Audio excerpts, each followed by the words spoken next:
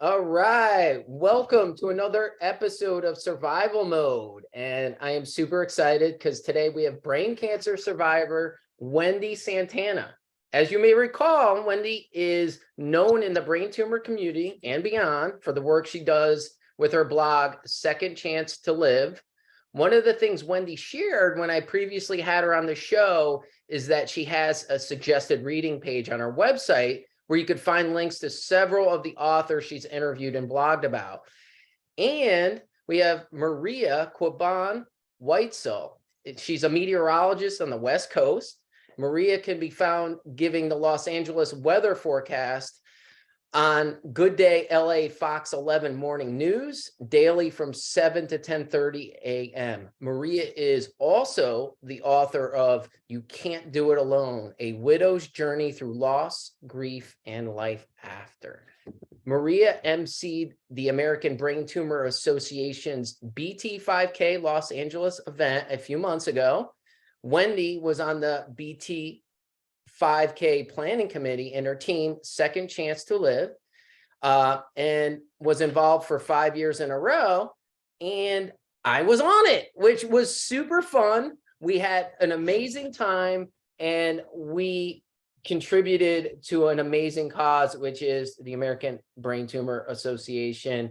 And anyhow, today's podcast will be part one of a two-part series. Wendy will be guest interviewing Maria about her book for an upcoming Second Chance to Live blog post.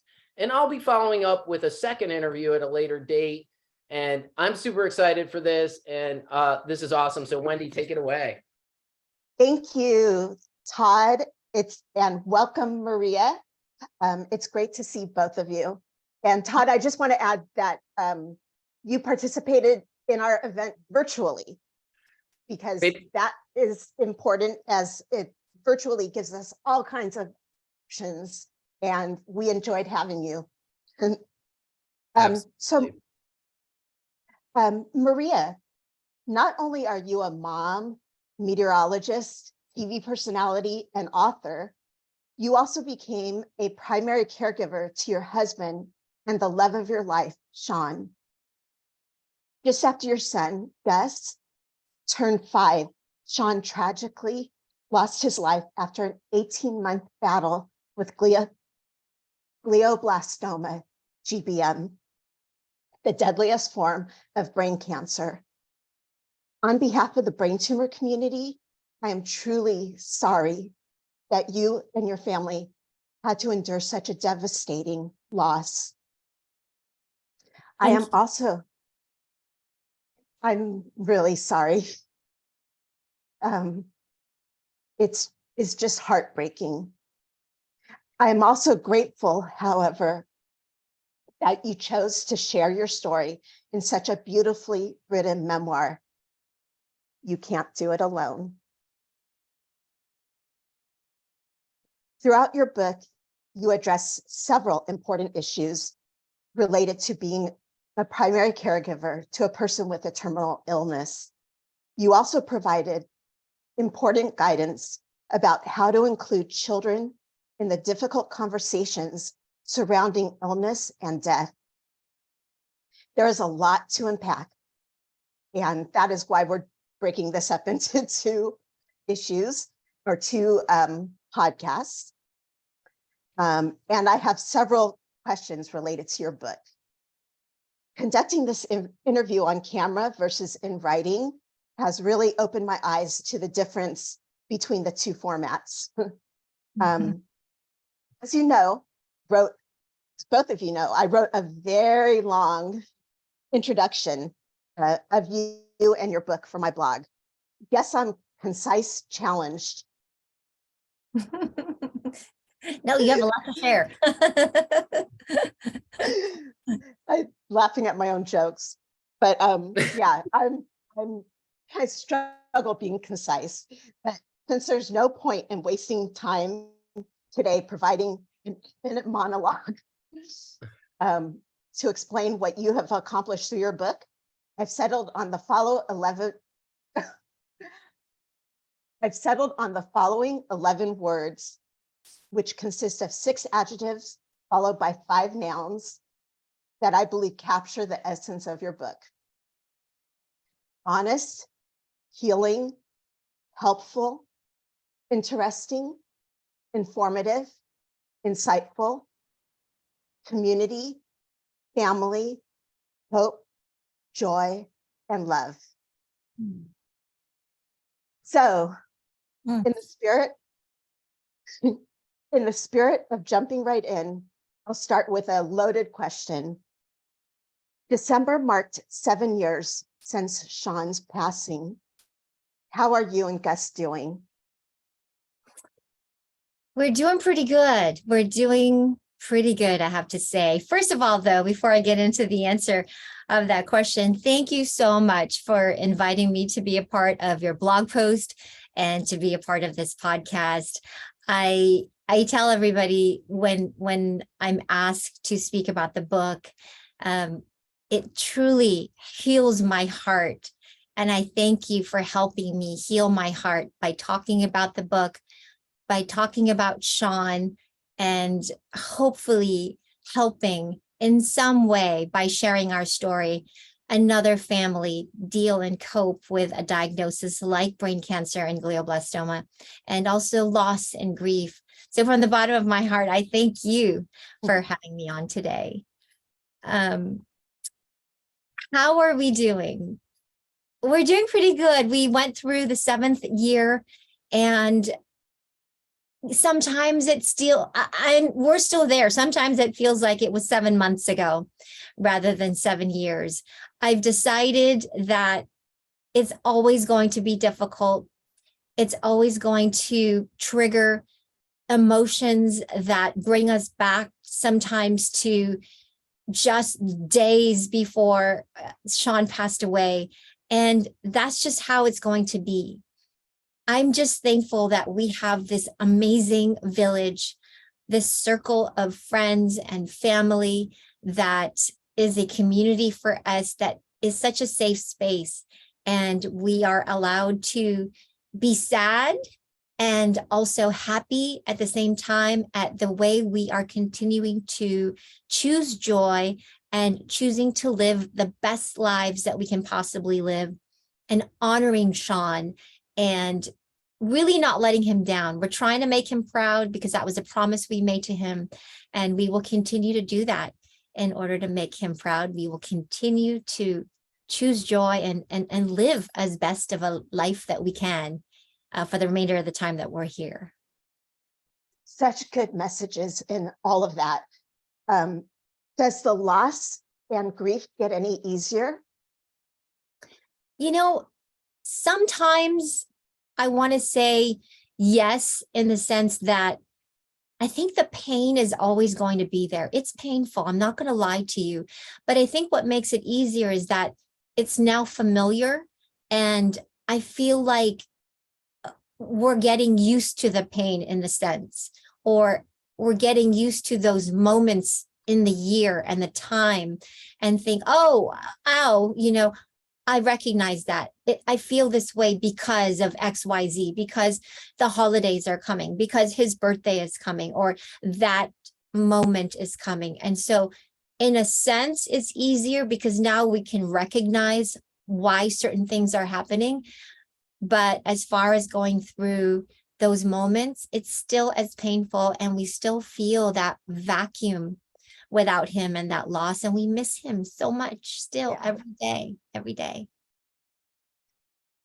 Oh God, I know that's really difficult. And your book is so good about, there's so many things.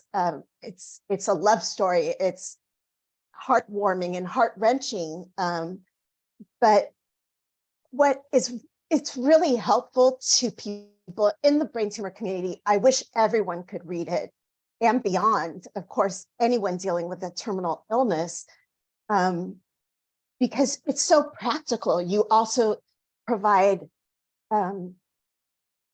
strategies in it, real life practical stuff, that everyday stuff that anybody can do and use. And I was wondering if you can please share 1 or 2 of the strategies that you and Gus have developed for coping.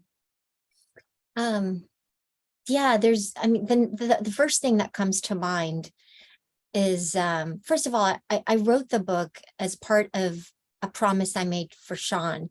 And that was, there's a sense of this asking of why, why was this happening to him? Why was this happening to us?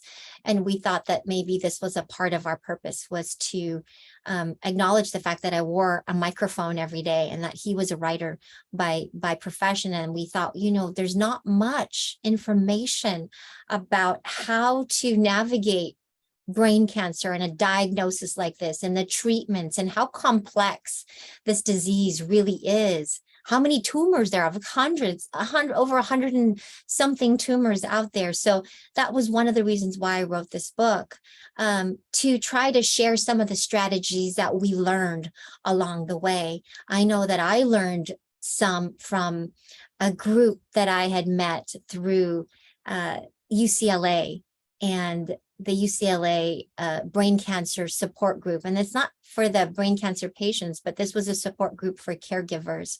And so I encourage you, if you know someone who is a caregiver or struggling with a disease and they're a caregiver, there are resources, there are support groups that are there just for you as a caregiver. And I encourage you to take advantage of that, because for me, the people that I met in this group, we still stay in contact to this day. We still get together after all of this time. And what they shared with me, they were on this road slightly ahead of me, some of them about a year ahead of me, 6 months ahead of me. And they were like lampposts and guideposts for me. And they really shined a light on this very dark journey. And if I hadn't had them, I think it would have been almost impossible in some ways for me to handle and cope with what I went through and what my family went through. So I learned so much from them. One of the things I picked up was, of course, finding the right therapist, finding the right family counselor. And that was number one on my list. So whether you have a diagnosis like this or not, I think we all need a really good family counselor. And right? I mean, I think from the moment we can actually speak and walk, that should just be a part of our care, our well-being, and our well-careness, or our welfare, and going to see the dentist, going to see the doctor for your growth. I think we should see a head doctor as well, and a heart doctor, because we need this guidance. And so that was one of the first things we did, and we found an amazing counselor who eventually led us to this incredible family therapist that really specialized in talking with children about cancer diagnosis and how to cope with loss and death. And so that's one of the strategies that we have today. And it's that Betsy, our family therapist, we speak to regularly. And she really was the one that helped me find the language to speak to a 3-year-old about what a cancer diagnosis is, that it's not being sick. We never referred to Daddy as being sick. We always were very clear in his age, of course, and the kind of mental and psychological state he was in. We spoke to him plainly about what cancer was. And then eventually at 5 years old, we told him what death was. And so that's first and foremost for me, is finding the right family therapist and counselor. And in your book, you also talk about why that's important, why it's important to not just say, oh, he's sick, right? Because, and I'll let you explain why. And I found that very interesting. And also, you lost a parent at a young age, right? I did. So, and the way that impacted you. So this is a strategy that is very helpful for their long-term health and mental health and well-being. Absolutely. It's interesting how life kind of prepares you sometimes for what's could happen when you're an adult. And so when I was 7 years old, my birth father died in an accident, very suddenly, and my mom was very young. And the resources that were available then certainly are not where they are now. And so as a young mom, I think my mother didn't have the kind of tools we have today. And so I remember it being a very scary time for me. And I just didn't want that for our young son, who was 3 years old at the time. So my husband and I really wanted to make sure that not only were we taken care of, but most of all, he was taken care of. And we just never wanted him to be afraid in any way. So we were very clear with him on what was happening. We never lied to him. It was important for us to use the right language because a cancer diagnosis and having cancer was very different from being sick. So that he knew that if he got sick with a cold or fever, that he wasn't going to die. That if mommy had a cold and I felt sick, I wasn't going to die. So he understood early on that cancer was different from feeling sick. And so those kinds of things are really important for a child. Very important. Grow up confused about what was happening to his dad, but also what was happening to him. Yeah. It's very important. And just going back to the support system, I had a question that I was going to ask you later. Who are the 7 samurai? So I should ask you now. And also, I get treated at UCLA in the Brain Tumor Center. One of Dr. Clausy, my neuro-oncologist, also treated Sean, and he's the co-chair of the UCLA Brain Tumor Center, along with my neurosurgeon, Dr. Linda Liao. So I feel blessed to be treated there. It's such a good place. There, I can't say enough good things about it. But and I remember being in the office and seeing a support group sign that it was for the cancer support community. And I couldn't, because I live in Long Beach, I didn't want to drive all the way to West LA for a specific brain cancer support group. But I did go to one's meetings out here in Long Beach, and that was a huge, just general cancer, but it was a huge part of my healing, a huge part. So again, back to what are the 7 samurai? Well, you and I have that in common, in that my husband was treated at UCLA, and we spent so much time there in those little offices. And I too, first of all, love Dr. Clausy, Dr. Liao.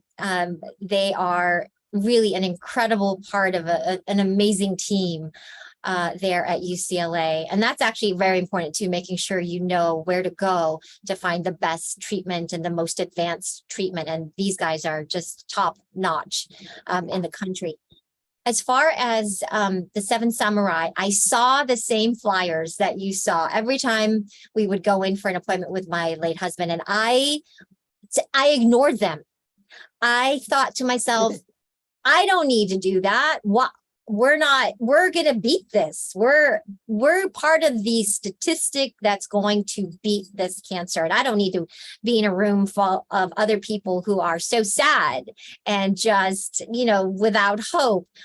And I fought it, and I just didn't want to be a part of it. And it took a few months, I remember. And finally, one day I was just feeling really down and really frustrated. And I just felt like I didn't have any answers that I was looking for. And I saw that flyer again. It was like in my face. I turned around and there it was. And I thought, okay, God, you're giving me a sign here. And so I called the number, and I went to the meeting. And I really went kicking and screaming, And that wasn't the only time, by the way. I would go to these meetings and often feel like not wanting to go. But ultimately, in the end, it was so good that I went, because I learned so much, and I met the most incredible people who are my friends today. And that's the 7 samurai, I call them. And the way it lined up was that I met Linda, and then it was Melissa and Monica. So all these people, like one by one, who had loved ones who had glioblastoma, and Otto and his wife. So I'm not sure if it was divine intervention or just meant to be, but one by one, their spouses passed away from January all the way to December was when my husband passed away.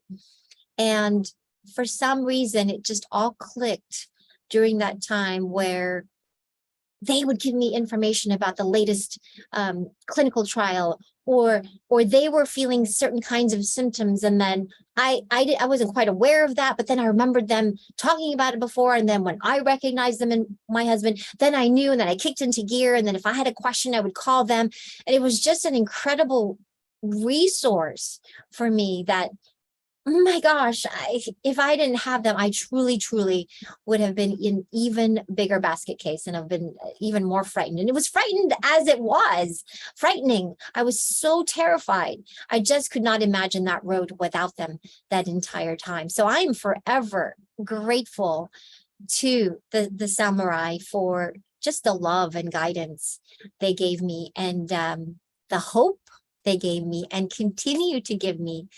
And we can talk about this a little bit later, but people in this group who we just met actually last weekend offer me so much hope, because some of them have actually put their hearts out there again and have found a new love. And so we talk about all kinds of things, including our spouses, of course, and how much things have changed, and then also just hope for the future, and even finding new love, like that kind of stuff. Speaking about love, tell us how you met Sean, and how did you guys meet, and what role did Bruce Springsteen play in bringing the two of you together?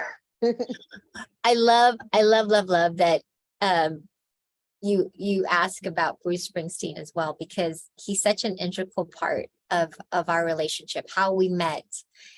And Bruce is just a god, the boss. My late husband Sean and his brothers all just love Bruce Springsteen. I mean, I love Bruce Springsteen, but they just take it to a whole other level. So the night that Sean and I met, it was because a colleague of mine at the time was dating his brother. And he's got 5 brothers, my Sean. And so they were having a dinner party one night. And so I was invited to go. And I didn't want to go at first because it was going to be a bunch of couples. But then it was sort of kind of a matchmaking process. Someone, my colleague, my friend, my co-anchor, and Sean's brother were kind of sort of playing Cupid for us, I think. And so that night, I remember, it was almost at the end of the dinner, I hear these voices, and Sean walks in with the rest of his brothers, and I just hear the loud voice, which is so warm and resonant. And Sean comes up and says, "Hello, you must be Maria." And I remember Bruce Springsteen was playing in the background with the music. And so I'll never forget that night. I don't really believe in love at first sight, but there was definitely a very strong and deep connection, and a strong immediately with Sean. And I'll never forget it. There was definitely something special there. And then, like any relationship, you go through some trials and tribulations, and within a year, I think we broke up and we had some differences, and we sorted kind of, like, I think I started dating someone else, and I had to go do a live shot at a Bruce Springsteen concert. And I remember thinking, oh gosh, I hope Sean's not there. And I think I remember, I remember calling his brother's girlfriend, and I said, "Hey, by any chance, do you know if they're going to this concert? Because they always go to the concert." And she said, "No, I think they're going tomorrow night. So you're safe tonight." I said, "Okay, great." So I go to this concert. Bruce is playing in the background. And lo and behold, I didn't know, but Sean had snuck in to see that particular concert. He was going to go the next day, but he saw the concert. He saw me down there by the stage covering the story. And he said he just felt compelled to call me after my live broadcast on the news. And he said, "Hey, I miss you. Do you want to go grab a beer? We can talk about the concert." And he goes, "You're literally right down the street." I said, "Okay." And so we did, and we were inseparable after that, and we worked it out, and we were together ever since. I wonder if Bruce Springsteen has heard this story. Bruce, if you're listening, you played an integral role in getting these two together. He really did. He really did. And he was on stage, and his good friend at the time was Sean. He was an actor. He's an actor. Sean. Oh God, I can't remember his last name. He's been in so many movies. Anyway, he was giving a shout out to the actor Sean in the audience. So it was as if he was talking to my Sean. And then he sang the song Maria's Bed. And then it was my God. yeah, so there's just all kinds of stuff going on. And so subliminally. So yeah, Bruce, I have you to thank. We have you to Let's send them we'll send them. Hey, you never know. This could be another divine thing. It sounds like this whole thing was kind of like divinely kind of put together for you guys. So you never know. We'll give it a shot. never know. We have personally gone to so many of Bruce's concerts after that. So yeah, hopefully maybe you'll see. That would be great. So then you and Sean get back together. You wrote a very, it sounded like you had a really special, he ended up proposing to you and in a very special way. And then you had a marriage. You got married at a place that was unique to both of you. Can you talk a little bit about that? Yeah, Sean was so funny. He was not a cliche guy, and Valentine's Day, like most guys, come around and the guys are like, "Oh no, here comes this holiday." Right? Todd, Yep. you can relate. So Valentine's Day was typically like kind of a funny holiday for us. You know, we don't really think too much about it, and we go through the motions. And he knows that he usually brings balloons and all that. He goes overboard. And so one weekend, that Valentine's Day weekend, we decided to just take a last minute trip down to San Diego. And the night before Valentine's Day, so February 13th, he surprises me, and I had no idea, but he actually proposed.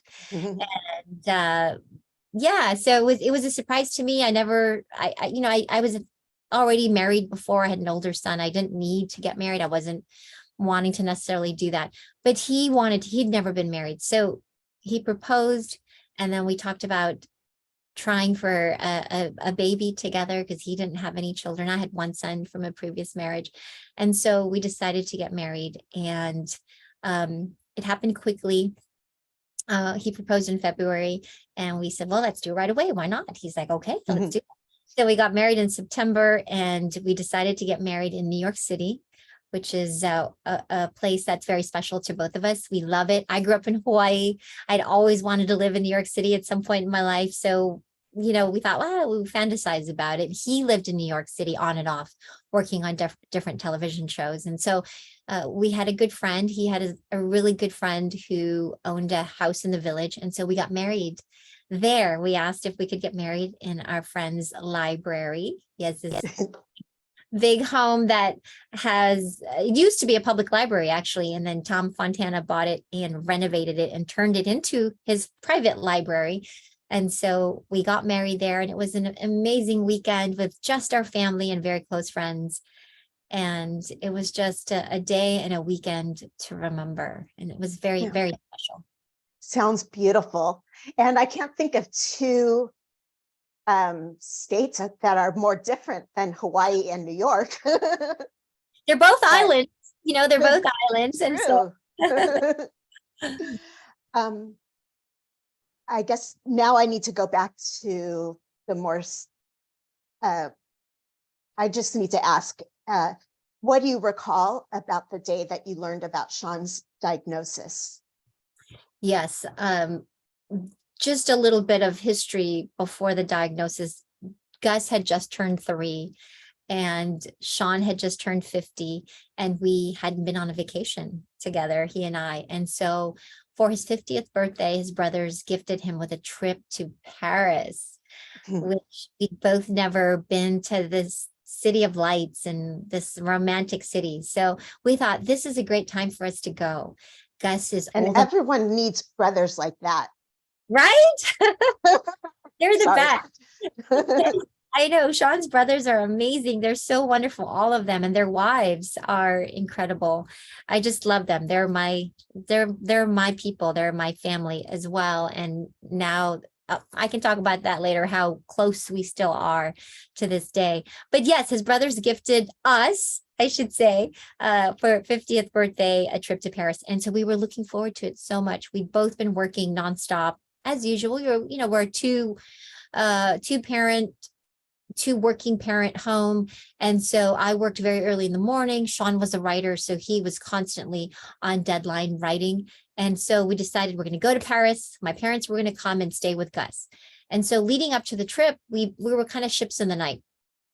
And so when we were on this trip was when I saw some really different things about Sean that I hadn't seen before.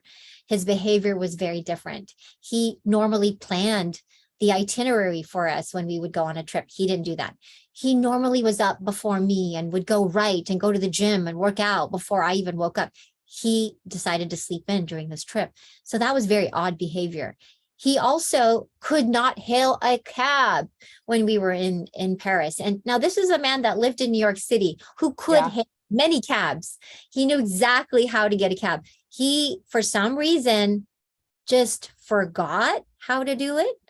And that was very troubling to me. So every day we were in Paris, his behavior got, to me, worse and worse. His forgetfulness was just not, it was not normal. And so by the end of the trip, I literally was in tears. And I said, you must promise me to see a doctor. I don't know what's going on, but we have to find out. And inside, I'm thinking, oh my God, maybe he has Alzheimer's or something neurological is happening. Maybe it was his medication. He did take one medication, I remember, for thyroid. He'd been taking his whole adult life. So I thought, well, maybe it's that. Maybe it's just that or worse, right? So when we got home, it took exactly 2 weeks to make the appointment, see a doctor, see the neurologist, and all kinds of stuff. So he got an MRI. And I'll never forget, it was June 18th, and it was, he was scheduled to take an MRI because of depression. He felt down, according to the psychologist that had seen him. So we'd seen different doctors trying to find what was wrong with him, because there was nothing really wrong with him up until that point physically. And it was then when he got the call, you must quickly go now to the brain tumor center at St. John's Hospital. And I said, I remember calling him that day and said, where are you? He goes, I'm driving to St. John. I had just gotten off work. And I said, why? And he said, I don't know. The doctor left a message, something about brain tumors. And even that in and of itself, that behavior, that nonchalant way of saying it was so not like Sean. And so I said, I'm going to go with you. I'm going to go meet you there. And he said, if you like. I'm like, what? Of course I'm going to go. And so I remember we met, and he was kind of pale, and we went down there, and the doctor just showed us some scans and said, here, look here. And we just saw these dark spots where his brain was. And I just felt like a truck had hit us, and I was dumbfounded, and I just could not understand what was happening. And yeah, that was an awful day. And learning that it was inoperable, it's terminal, it's brain cancer, changed our lives. From then on, life was never the same. It struck me when I first read that I mean, all of that is terrible, tragic, but it struck me as odd that they sent him for an MRI for depression, which I had battled on and off for a very long time. And I know it's so common, but it's just, this leads to a whole nother conversation about the way women are dealt with versus men, I think. Because if it's a man coming in saying I'm depressed and there's no reason for it, let's do an MRI. That's like, there's so many of us that in the brain tumor world that if a MRI had been done sooner, the tumor would have been caught while it was smaller, blah, blah, blah. But Yep. anyhow, I won't get into that any further for another time. But sometimes because he had the memory challenges, right? They do MRIs of brains, if somebody might have early Alzheimer's or dementia, because you were reporting that he had some memory challenges, right? That's correct. Yeah, Yeah. it depends on, I suppose, really what has been changing and how long, how quickly those changes came about. So I think for him with the doctor, I mean, it's always important to find the right doctors, right, who are going to listen and hear you and recommend things. And so for him, yeah, I actually sent Sean with a list because I couldn't go with him to the doctor that day. And I was afraid that he wasn't going to be completely forthcoming or even able to remember to say what the symptoms were leading up to that day. So I remember I wrote out a letter and I said, you have to promise me you will show this doctor this. And so he did. And I think probably based on that and how Sean was looking and feeling, they decided to order the MRI. Just, yeah. Yeah. Okay, switching gears again. You said, I wanted to write this book to help others who are working their way through grief and devastating loss to find the happiness that Sean, Bess, and I found. Finding happiness and joy in the midst of grief is remarkable, Mhm. and almost paradoxical. Yep. How did you accomplish that? It was so hard at first because that was told to us that you can choose joy, do it. And I remember that day that Sean and I left the doctor's office and thinking, I mean, that was one of the many days where we thought, I want to punch that doctor in the face. Like, how are you supposed to find joy when you've just told us that he's going to die and may die in about 3 months if we don't do anything? And if we do, and if we're lucky, maybe a year. Yeah, we're supposed to find joy, sure. But we took that challenge on, and that was a testament to Sean. And I really followed his lead on a lot of what happened during those weeks initially in those months. And he always did somehow find a way to look at the upside to things, to find the solution, to find that silver lining. And he said, if they say we can do this, let's do it. Let's find that way. And so I said, okay. And, practically, I think that involves the exercise of taking stock of what you have, looking around and seeing what happened today that you were grateful for. What was the wonderful thing that your son did today? What was the new word he said? What made you laugh that day? And it really was a great exercise because at the end of the day, we realized how much joy we did have in that day. When we itemized it at the end of the night, at the end of the day, every day, we had a lot of joy. We actually had fun, even though we had to go get radiation or chemotherapy or drive to that appointment or whatever. There were moments where we laughed and laughed hard during those days. And so, at the end of the day, and we looked at each other and we thought, yeah, that was a good day. Yeah, I am so grateful for this. And I'm so grateful for you and the time we had today. Because honestly, we don't know. None of us know if we're going to be here tomorrow. Yeah. He had the brain tumor, but honestly, I could have been hit by a car the next day. I could have been in an accident in the 405, God forbid. But anything could have happened. And what a gift we actually had knowing we had a timeline, knowing that we had to choose joy and we were able to do it. That is a gift. And so Yes. we were able to turn that around and really honestly felt 100% that way every night before we went to bed.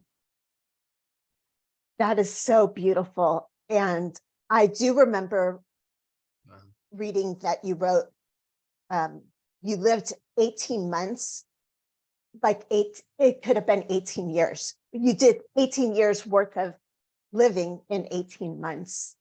And that's really special because so many of us go through our daily lives. Like I did most of the time prior to my brain cancer diagnosis, just surviving, just trying to get through. I was a workaholic and trying to get through things. And it took brain cancer to slow me down. Yeah. But speaking about being a workaholic, I was inspired by your decision to take 6 weeks off from work while Sean was still stable. I think that was really unique too. And I can't say that I would have done that prior to my brain cancer diagnosis. I would have waited to take the time off till I had to. So the fact that you did that, that really hit me. And so you could, as you said, enjoy some good days with Sean and Gus. And I loved it when you wrote, and I'm quoting you here, as the caregiver, even though the outcome may be out of your control, you are the one who decides how this story gets written. And you can and must create little miracles along the way. What gave you the presence of mind to do that? You know, so many different, I think, influences that I had. We have a very strong faith, Sean and I, and especially Sean. And we both go to church. We both believe in God and in heaven. And we believe that, you know, where we are now is also heaven. And we decided we were going to live our best lives too, right now. And we were going to make memories, and we were going to make memories for our son. He was our number one. Yeah. So we didn't want him to grow up and not have the opportunity to say, I went fishing with my dad, or, oh, I went on this trip and we went kayaking, or, you know, I saw my dad, he taught me how to shave. Or so we wanted to capture as much as we could for him, for Gus. And so we decided together, we always decided together, even till the end. I think Sean was a big part of every decision we made along the way. And he and I decided that we were going to take this time. We were going to do it however way we could. You know, and I was fortunate that I did have a job where I had bosses who said, sure, you want to take that time? Go do it. And I encourage you, if you're ever in that position, ask to do it. What's the worst thing that can happen? You know, okay, so you don't have, I took advantage of, you know, some of the things that were available, like family disability leave, you know, so that was available. And of course, help from our family. And so financially, I needed my job. I didn't have the ability to quit, but they did allow me some time off. And so that I was so grateful for. And they allowed me to come back after those many weeks. And so you can do it. You just have to, you know, like the title of my book, you can't do it alone. And so I encourage you to ask for help, ask for what you want. And you'll probably get it. So it was just something that Sean and I guess, came to, and we decided we wanted to make sure our son had memories that he can hang on to as he got older. Well, speaking of the memories, and you touched on this a little bit just now, and the importance of documenting as much of Sean as possible for us to be able to reference as he grew up. You wrote, the videos of him we have saved, the videos of him we have saved also helped me and the rest of our family keep Sean's memory alive. I was especially touched by the story that you just shared just now, and in your book, about recording Sean shaving for Gus. Such a small thing, but so big. Can you please expand on your motivation for that? I just wanted to capture every moment because, as you know, I was 7 years old when I lost my dad, and we didn't have smartphones back when I was a kid, and so I have very few pictures of my birth father. I don't have as much in the way of real vivid memories of him, and so I had firsthand experience of wondering and wishing that I had more of my dad. I don't have any recording of my birth dad. And so when I look at Gus, I looked at him and I said, I want something different for you. And so I think that was my main motivation. And so I would take every opportunity to record their interactions, to get advice from Sean. I would just throw out questions like, what would you say to Gus if he, said he had a girlfriend or liked a girl?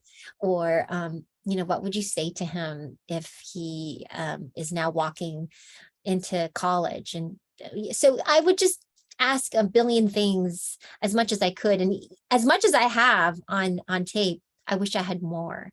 And I know that I was a pain in the ass with that camera and my phone, taking pictures and videos of everybody, but I'm so grateful for them now.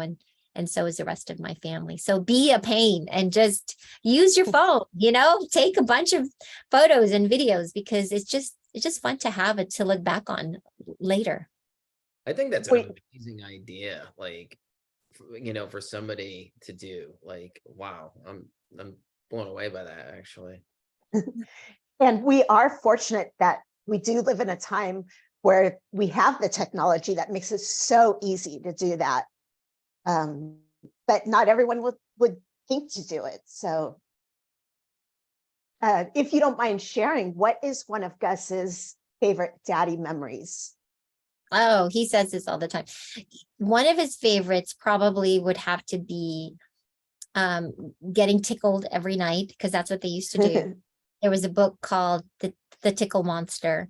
And so that was their ritual every night, was to take a bath and then run into the room, and he would just get tickled silly.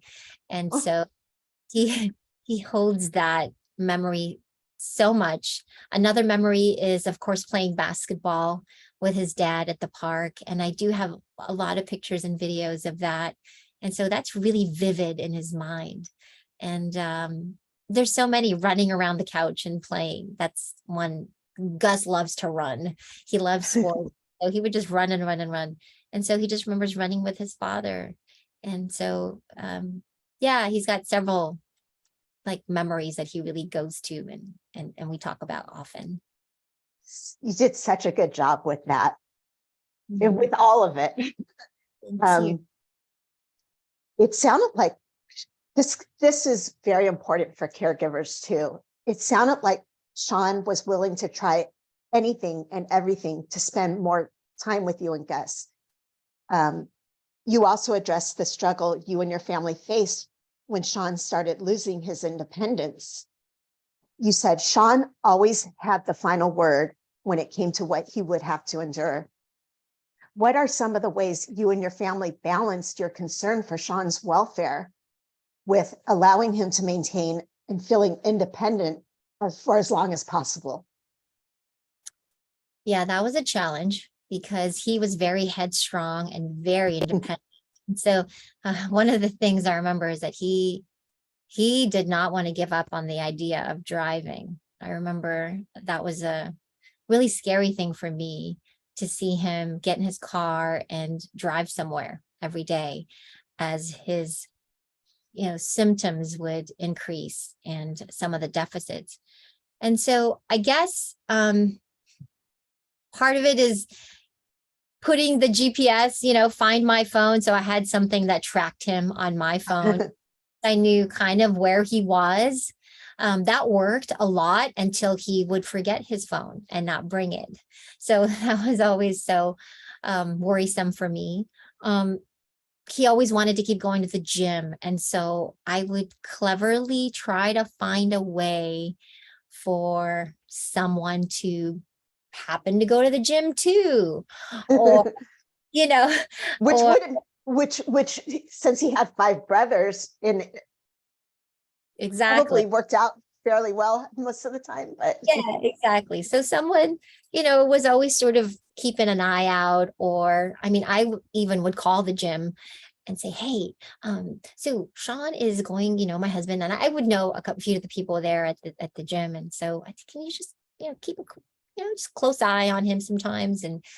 And so, that, those were different ways that I could cope with the worry.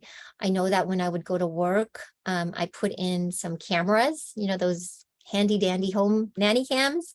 And Yeah. so I did put that all over the house.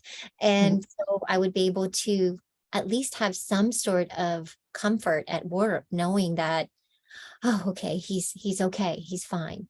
And I would be able to get through my work days knowing that he was okay. So those were some of the things that I would employ to just be better at just not worry as much. He eventually got into a little, thank God, just a 1-car accident. He hit one of the poles at the gym, and so parking lot. And so we had a real sit down and a heart-to-heart talk about the safety of his safety, really. And so we decided, okay, well, maybe it's time to stop driving. And so he didn't like it, but he knew that it was best to do that to ensure that he would be around as long as he could. What the worst thing is, like, he's battling cancer and then gets into a car accident, that would be so bad. So he made the decision, not me. He decided for himself when it was time to stop driving. He decided when he would stop treatment, those kinds of things. Yeah. Oh, I can't imagine how difficult it was to prepare for Sean's death. From, you spoke about in your book, from purchasing a cemetery plot to deciding whether or not to wake up Gus during the night when he died. What steps did you take to ensure Gus was always in the loop and never fearful about what was happening or what was going to happen? You did talk about this a little earlier. But if you want it.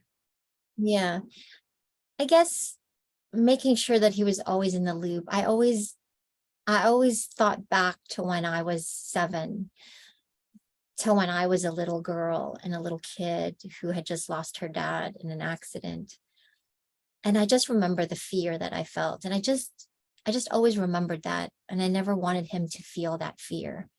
And so with our family counselor, always on speed dial at that point, she really was such an amazing resource for me, and still is today, because as you know, children, they grow up and there's new challenges. Now he's a preteen.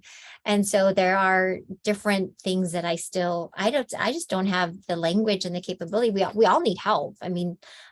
No parent is perfect, and we all need expert really advice. And so she always helped guide me through those difficult conversations, those difficult times, even the morning of when Sean died, and trying to navigate whether or not to wake him up, because Sean died in the middle of the night.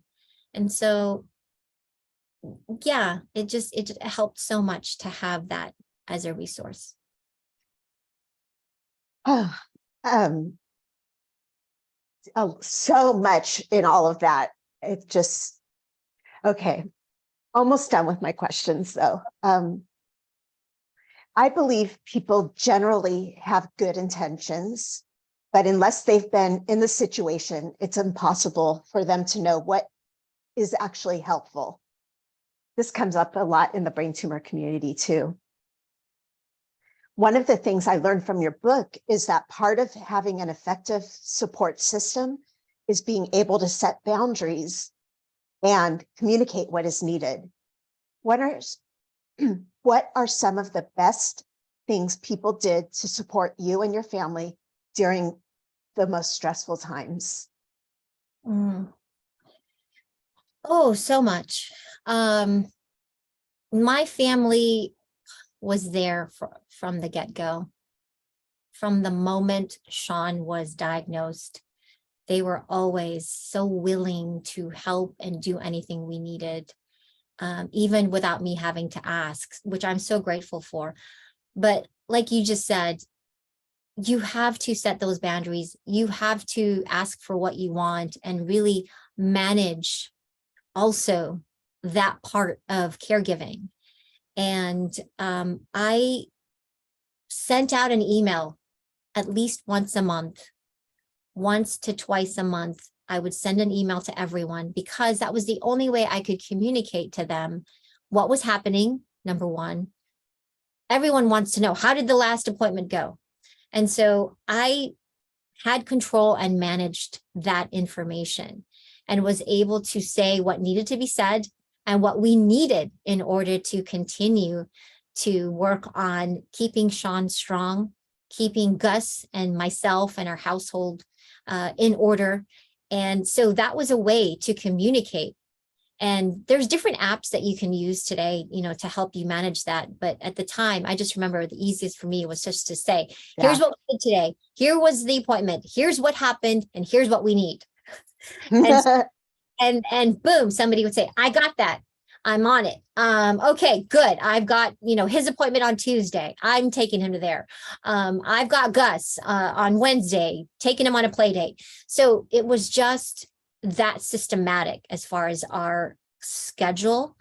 You have to ask for what you want. And listen, people want to help. People want to help. Let them help you. Yeah. And that was hard for me as an independent woman working who, especially women, we can do it. I can do it. I don't need anyone's help. That was difficult at first, but you know what? I said, I need help. I can't do this alone. And so I accepted it and embraced it and realized how amazing it was to get help, number one. And number two, how amazing it is to give help. I have myself offered help to others, and why deprive people of the joy of helping someone else? So let them help you. It feels good. So ask for it, write it out, let them know what you need and what you want, and you'll get it, I think. And if you don't, ask someone else. If you don't get the right therapist, find another one. You can't always get the right answer right away. So keep going until you do. I wasn't planning to bring this up, but the fact that you were able to also communicate with them that they needed to keep their voices down when they visited, and that you actually understood how difficult it is for people with brain injury to focus on so many different lights and sounds and different stimulation. I personally struggled with that for years. And when I read that, I was like, oh, she gets it almost as if you went through it. And I felt he was even blessed that you communicated that to all the people that were visiting him and stuff too. It's not really a question, just comment. Thank you for that, because there were moments where I thought I was being overly, I guess, controlling about that kind of stuff. But honestly, I was so in tune with Sean. I think, I don't know, I was with him. And when you say it was almost as if I went through it, I talk about that sometimes, about how we were diagnosed with brain cancer, because I felt it to some degree. Of course, I could never imagine truly what it feels like, because when I look at him and I hear stories from others, and when I see other people going through what he went through, I can only imagine how it truly is. So even the small part that I felt myself, it was uncomfortable. It was painful. So I just tried really hard to shield him and protect him from that. And so that's why I made a schedule. I'm like, hey, you're allowed to come at X number of, from 10 to 12. That's it. That's the window. And then from 4 to 7, 8 p.m. That's the window. And so, yeah, I was micromanaging a lot of that, but I just had to remember that it was for everyone's good. Because Yes. yeah, Especially because there's limited energy. And you understood that. And so anyhow, just a few more questions left. Going back to a happier time, remarkably, Sean was able to complete a short film, what he was working on while going through treatments. You said Sean was not only able to finish the screenplay before his symptoms got worse, but also able to produce and direct the film. Can you talk about what it meant to witness him accomplishing this? it was everything at that time. I saw how much joy it gave him and purpose. And I honestly think that that's what drove him, besides Gus and myself, and of course our family, but it really kept him focused and motivated every day. And it was that desire to write and finish and direct this film, which gave him energy, gave him this sense of purpose. And so I was thankful for that. And I think was a big part of why he was healthy, more healthy than I think someone else that had the exact same kinds of tumors and where they were in his brain. I think part of it too was that he had inoperable tumors. And Yeah. so he didn't have to go through the resection or some of the symptoms and deficits that occur after a resection. It depends on who you are, of course, and where the tumors are. But I think for him, it meant that he still had all of his abilities intact and had very few deficits until really almost close to the end. So that helped and enabled him to finish writing that short story, that short film, and actually filming and directing it. So that was good for us. And I recognized that early on, and so did his brothers. And they all supported it so much and helped take him to set, helped him finance the process even into editing and showing it, the movie in Iowa, and we had some premieres here in LA. And so it was all of that together. We worked, all of us as a team, to help Sean live as long as he did, and with this sense of purpose. Yeah. Oh, that's so beautiful. Well, Maria, I realize that this has been a very long interview. Oops, there's my phone. And I know you probably need to get going. Thank you again for your time. I just have two final quick questions. Where can people find your book? Oh, very good question. I know where, but I wanted you to say where. Yes, well, actually, you can find my book either on my website, mariaquiban.com, or your favorite bookseller's website. It is available on Amazon.com, barnesandnoble.com. Your favorite bookstore, I'm sure, will have it. So it's available Thank God for technology. It can be there in a day or 2 days. And I think there's a special price on Amazon right now. So I'm not really sure what it's at, but you can pick up a copy very easily. So I encourage you to do that. I really hope that it can help you, not just if you have a terminal illness, but I think just in general, this can be a good guide for anyone going through any loss or grief. And hopefully we'll have the tools that you can use too, that we had for sure. I 100% emphatically agree. And lastly, is there anything else you would like to add before we sign off? And then Todd will close our meeting, our I guess podcast. our podcast. I think the only thing I would like to add, or a couple of things, is Bruce, if you're watching, I'll send you a copy of the book, and you'll see how Bruce Springsteen songs were actually a big part of our relationship and our story. And I think lastly, it is my hope and desire not to just help people with this book, but it's really to bring awareness to glioblastoma and brain cancer.